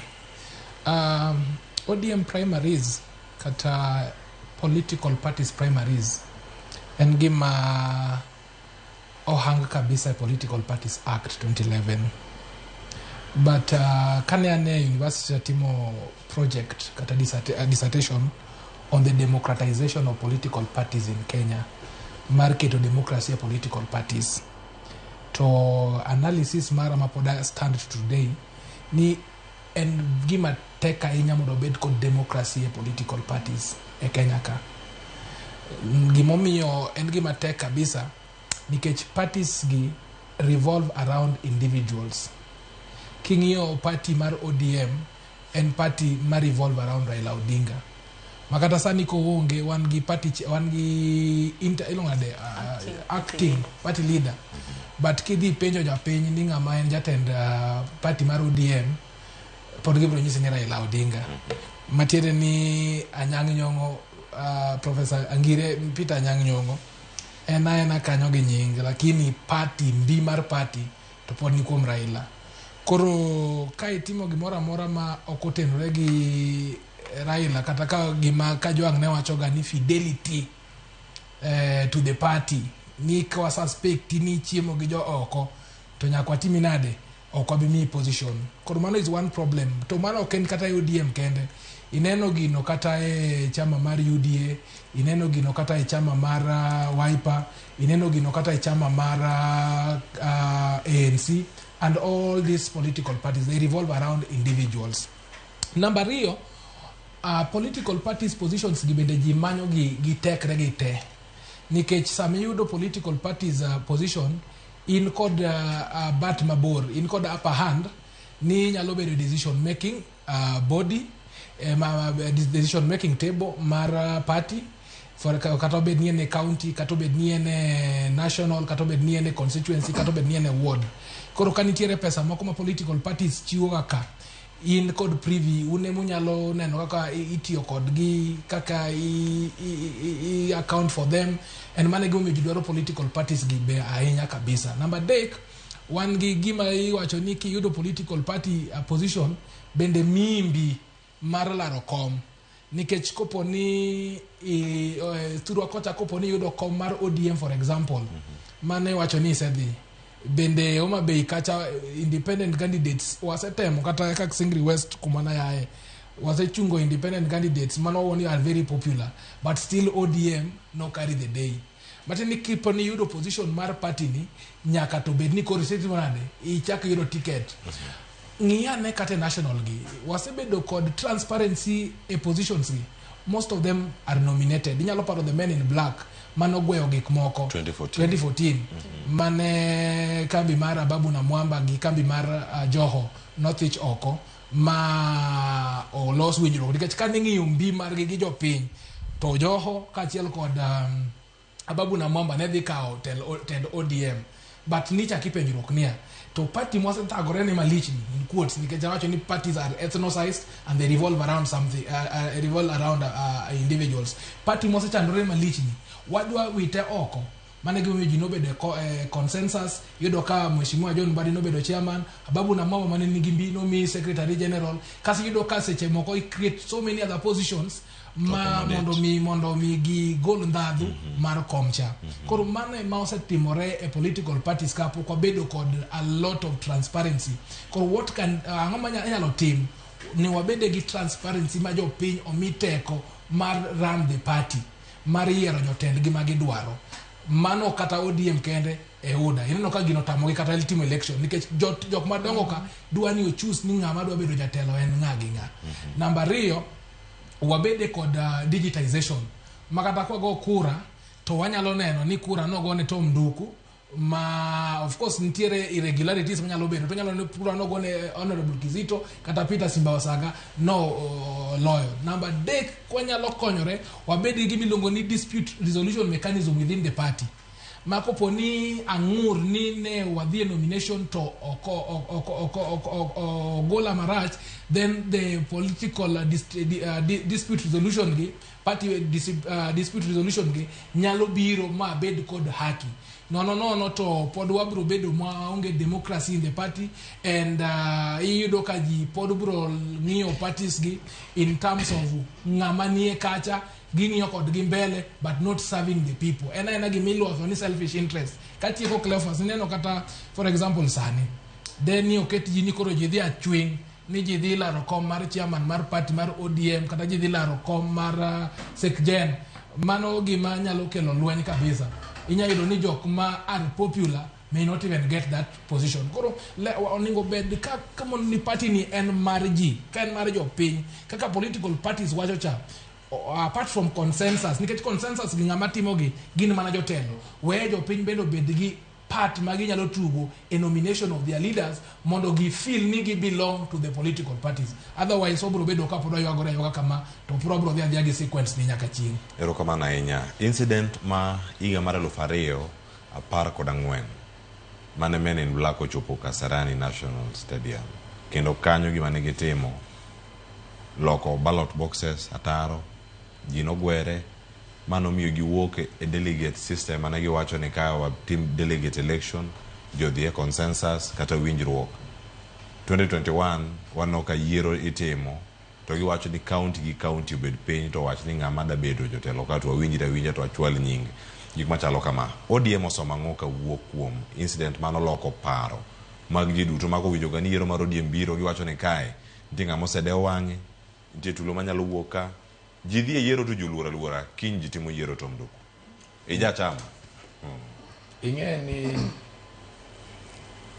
wan ing'e ODM ji kao ODM raj kaka ODM seche moko practice to ODM dwaro Raila obed president. Koro gima pok otimore maber ma ajawacho kaendi ni Jaramogi nanwang' ka kendo ne nigi chir.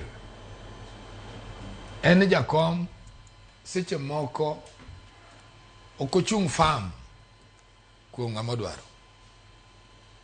Kech anyalo nyisi ni 1992 karachuonyo ne rach moloyo. Wan go par to wan go Phoebe Asiyo. To nokawo Jaramogi teko mare kaka ng'ama ne dhi bedo presidential candidate. To chung' to wacho no opar ber to Phoebe ni tasore ingogo omiyo wenauru Phoebe adhigo. He had the same problem Kisumo. Agengo no biro bagengo yo piny bagengo was the man of the day. To Jaramogi no chung' fambo wacho no mine modwaro. Nyo neno gimo meno timo.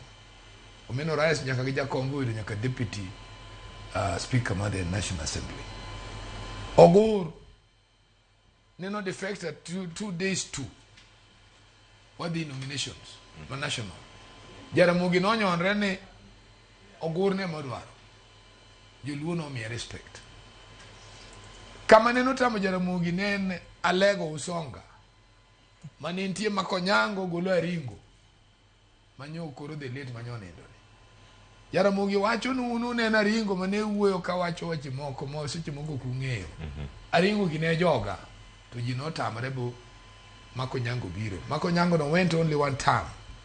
Aringo ne moduogo sawa. Nyi neno gima nya ringo timo ringe ume nyaka parliamentary service commission ngatie. Aringo ume bunge now can now properties. Bunge sani yani kedhit nwango parliamentary road no chien gi kawo te. Ginyo ute kate kata si mara ringo. Ing'e ni ng'ama dhi e lweny kama waso mix up things gin politicians madwa chung'. to pok gi realize no ODM noweyo wach mar delegates chon. ODM onge ga delegates. Kech at the end of the day samitimo nomination to jopiny magoga kura. En an kura chema pok waloso iye maber. Bobedo structured. Magda kwa dwa tiyo gu register mar IBC. IEBC. To kore mwatigo to jigo kura ti yiero mjumbe. Koro mane mapok waloso. But offices gi joko nego larga nikech they have no meaning. Kech at the end of the day, ODM aneno ga ka jopiny ema chiwo ng'ama gidwaro kabedo mjumbe. The only thing ma jopiny be poko miyo paro maber en ng'ato kadhi e lweny sache moko ng'eyo ng'ama onyalo dwaro go gimoro. Ne uneno ka jakom Raila Amolo Odinga odhi bedo presidential candidate 2007. Koro sirkal obiro marach ma nyaka wariwre mana government moro. Koro omiye chance mani bende koro kel ministers magi. Ing'eni nyaka kel ministers ma bende kia ng'ato neno i list. Kech maito koro when it is government has its own structure. Kenya kae ma politics maru kabila tiyoga. But sirkal ne uberiando sirkal en structure machielo. Koro inwang'o ka sama ne jakom odhi 2007 Otera Nyang' Otero Rengo ineno ka kata ka gidhi sama Kibaki obe piny to gin joma Kibaki ongogo problem. Probably Kibaki nyalo na change ministry momiyargie. To inwang'o ka democracy mwadwaro ni nyaka mibe party teko ni in the sense niya ineno gago wadwa ni en ng'ama ne ni student leadership. Ibro nwang' ka en gi line of thought moro mosebedo kogore emomiyo bedo duogo makata ung'eye in a certain level. To nitie ng'at moro ma en obirabira mabe kama noloke ohala wakia to biro go pesa ten makoro yoji kaka ni wan ing'eni almost kane kwano na joma farm to Mwanga ne kawo komdego. And he took a decision by the constituency elderly people mano make a stand kaka justice kwa chigini. Mano wacho ni no, despite ni jopiny dwaro Mwanga iyo ni ka ji odhi rally wanorengo is our man.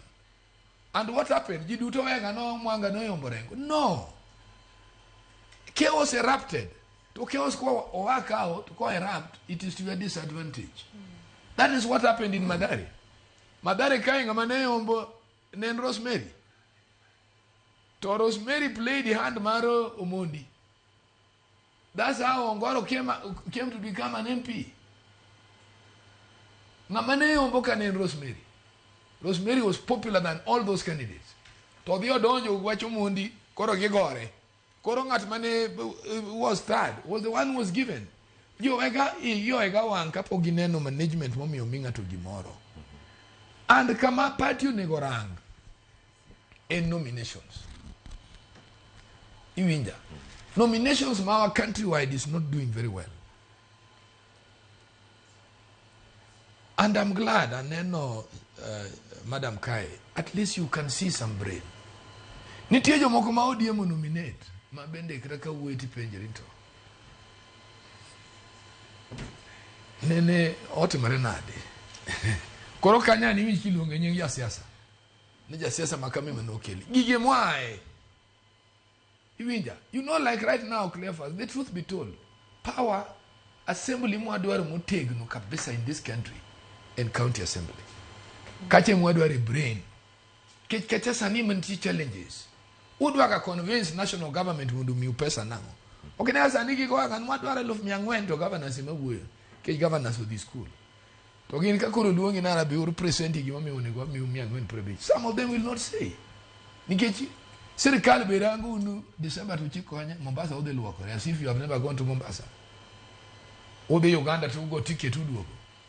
You adu no the Uganda inti duogo kendi ga rubber stamp ti duogo.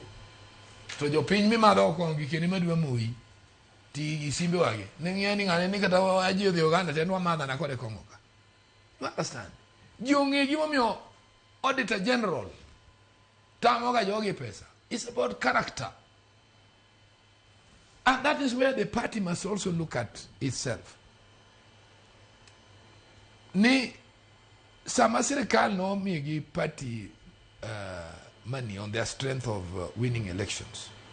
Character gi be nyakarang on terms of how we are processing electioneering mar party.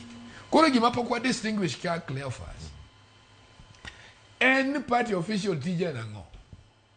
Yen party official gitinda kinwangi. To gin tiji yen represent mjumbe. Nse moko mjumbe na to thago ji kor gweng maonge. Tiji yen represent MCA. So MCA ne se moke nega to dagi jigwe. So onego wange ni gin magidiga yo office ni. Gidiga representing na. Nike keep believe in an official of the party to nyegi believe in ideology ma that party. Ideology ma wenango and social contract. One what were you bed with equality. Tiji gimone ogitim ga mogik en ni ngata tuo ikorwe. Gisoteri dispensary. Ginwan ka dispensary ya thonge. They inform the member of parliament and the leaders. What they kato ya thonge nango. Magejo magono wakakura. That is their work. Koro kaji chiemo rodongo. To be mome okudwane ngama onge tich be bedo official ma party. Kicho bro bedo ngama wrong. Ingenti gik moko mwadonje Cleophas which were not there even during Kanu days. Nino anga matin mapoko notiyo anywhere. En koro dwane ne siju chairman marango iwinja to eno iekani koro eno miye mana power mar kao jamana kum mjumbe ka. Ne ngeni ko kimia gimondo kibiduogo. To kamia le wachi mjumbe no bedo onge. You understand? So anigi makwayo. Any ODM, ingana na uwe kama ni kijana life member, kama gibudo go la onge. Winjo kombe okadwa. Ani ngena songa do ticket ma life membership. Ni chachako nyaki political parties. Ano ani nyinga pontie kora acha ma gik mokadonja. Anan life member. Ngama go la onge anyalo wuoyo kaka hero. Kura be ka hera be goyo. Nikech party ni gimanyisi ni gimomiyo lwenyu cha nitie. Mana kwa jakom no law structure. Nyoche in presidency mare. Ene mwachi ni despite ni official ka, it is not a must that you will be a member of parliament. Mane mumia yegi Jaramogi. And I like Jaramogi for. Jaramogi nenga stand. Kendo onge wacho bini ngani ritu. Kakudwa ritu ngisi mnade and there. Yes. Yoroko mana inya. Chopo kamada de tieki. Uduto wachman mugi kotina kotoa kumontia kodo. Sani mar ODM. Demokrasia. Maloso ODM. Dimani direno. En demokrasia. Bende ntire to ogando bedo korigeno mane ka oganda ochomo yiero maga grassroots. Nango miyo jotelo mathoth oketo wengi gi ahinya piny ka jok madhi yiero gi malo kocha koso girange yo machal nade. Otigi thuolo mar wach mago mogik kata kodi mheshimiwa Kizito. Okay, ka adwa medo wach ma Tom wuoye matin. Awinjo ko wacho maber ni grassroots elections have no meaning. Adwa corrected, to me they have a meaning, and they also form a party structure. That is one. Two, gimo wacho maduong ma onego beni wangiyo as a party, and we need to define the role of joma who represent wa at the grassroots elections makoro dhimbele makata kiny timoregi. We need to really define their role. Mangato nego bedno ng'eyo role ne gimomiyo party dwaro no represent at the grassroots level. Okay, mana ni TGN bogo waheshimiwa. Samoro ntiere kata sani jomose wuok e gweng mar osewacho ni gidwaro positions in 2027. Koro they use these platforms mar buogogi. Ni ngeni wadwaro gima kama. Ko kigolo tingeni wane ma wabro yiero in 2027. Koro ko kigolo to kibiyudo ticket. I think that is not what they are supposed to do. We really need to help them to know their roles, and their roles must be defined. Ka wadwogo e wach my watch on Orange Democratic Party.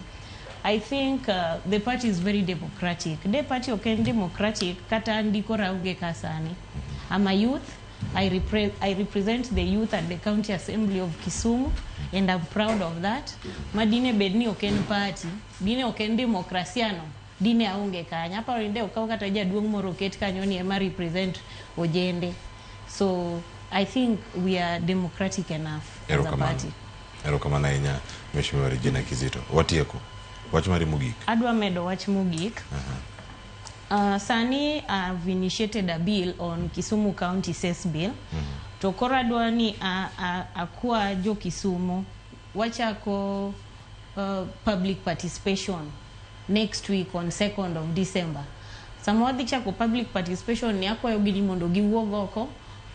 They participate on the public participation because the Cess Bill they konyo farmers, all the farmers on agricultural produce. Okay, manamar sugar can kende. Koro giwuog oko, they support the bill. We are here to support them and we are here to initiate bills that are going to help the people of Kisumu County. And for 2027, I'm going to vie for Woman Rep Kisumu County and I also ask them for their support. Thank you. Erokamano. Mano waboyudo thuolo mar mondo mi inyewa space maber. Ilose campaign mabobiro higa manyien. Erokamano Regina Kizito kuom chopo karka ten golo paro. Ageno no kiruongo gi mondo mi gisir. Sir to kore maruka ka jod bura. Gigolo gola paro ka gisire kata ok gisire gigolo paro te udhi rango gi od bura achiel ka achiel. Wach mogik. Sa oseromo sadek. Onego bed ni waltieko koro chuth. Regina ka osa uko wacho gik motimo Kisumu. Korangu wach magu mana ngwech ka watieko. Wakili achako dikara tieko dato mdo. Erokamano maduong'. Ado wacho ni watch political parties wangi transparency kata kwatiyo gi method mar consensus to wabed gi opinion manyalo nyiso ni ng'at miyiero in up to the task. Of course, kidwa ngi loyalty to the party, ndire structures minyalo ket mang'eny in terms of vetting a candidate mondo mi run for any party position. Katieko mano, adwa wacho katieko ni wan matek sana kaka Kenya. Sirikal ni kata kuponi ne jo nagi odonje, en sirikal matek supporting kabisa. Kaluwore gi violations of human rights mwaseneno, violation of economic rights mwaseneno, lack of transparency. It takes the US to pass a verdict mondo mi Adani ogol. To even seche ma Adani golo no, the CS wacho ni there was no problem. To then King President Chung to wacho ni Adani goes. Koro I think ni oningo bed mariek, negi wacho kani jo mariek somo sulwe.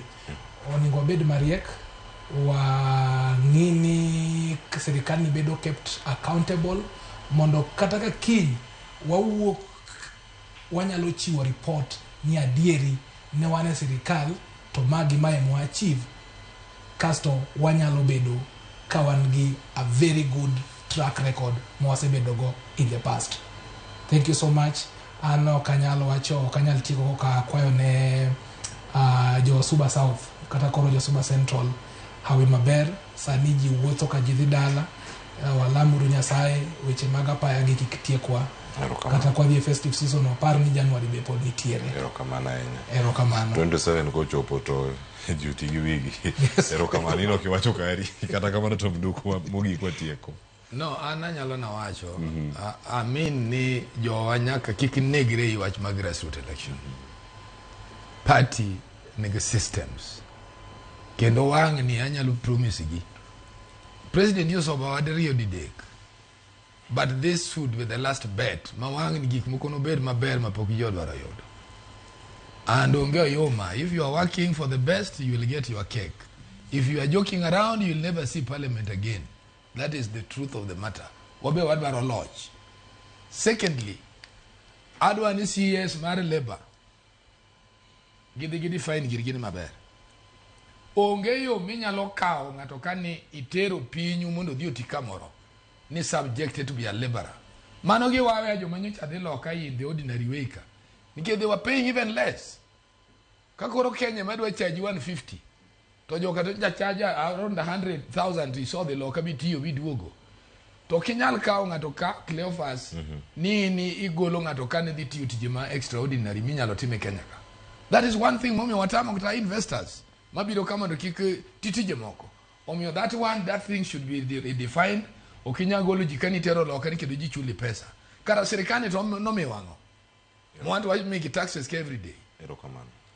Erokamano Tom Duku janon siasa kachel kodaka wakili Peter Sibawa Saga kod MCA Mogwele County Assembly ma Kisumu Mheshimiwa Regina Kizito kumiduthuma to kodo okinyi makawuono waloso yogana mathoth ahinya karkamo ndikonwa moro wote kachel kodaka jogo ma neni kodo are duchieng manyoro marito twa kodo chieng makawuono wiyo kanyo gima Tom Duku wacho kanyo kotieko wacho ne dibedo makare to bende jogo ma okomiyo chama luor iwacho ni neno assembly kata neno od bura gidho Dr. Sitokale ne bed mabor mana kangas madhie polo aduogo kae kod chal mar wache counties bende counties tionwa kawuono kantiere kae kod Setho Kumu menja siasa Philip Pande ma en jasumparo weche mag ojende pacho kae kachel kodaka Oguda Walter director mochung'ne weche mag fwambo kod weche mag tudruok e apis governor county ma Migori watu wako morani county zo bende tionwa bende wanenogi tunika japiny inene yo machal nade oriti masani nyinga Cleophas Oloch jagi sumu kanya kwar mukio nyakati sangu erokamano kombedo koda giwenda okinyi makawuono kete manera Mugi TV